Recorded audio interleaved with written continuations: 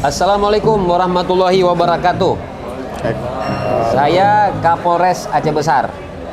Hari ini tanggal 24 Juni 2022. Kami saat ini berada di warung kopi Warkop Dua Saudara, tempat kami melaksanakan perlombaan minum kopi.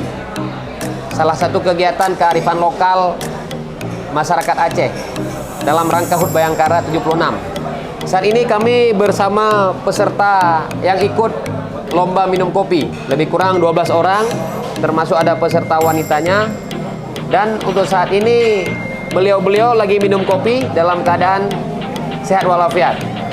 Ini beliau adalah yang fotonya viral. Saya sehat. Sekarang saya lagi minum kopi. Kopi Aceh mantap. Kopi Aceh mantap. Ya, jadi untuk saat ini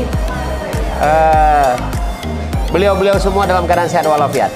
Terima kasih.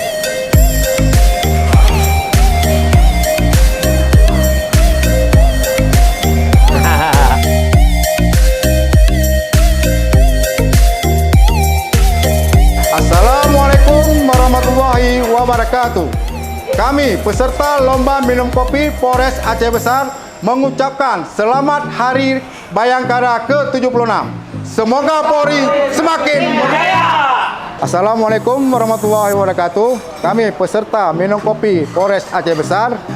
Saya juara 1, saya juara 3. Kami alhamdulillah dalam keadaan sehat walafiat.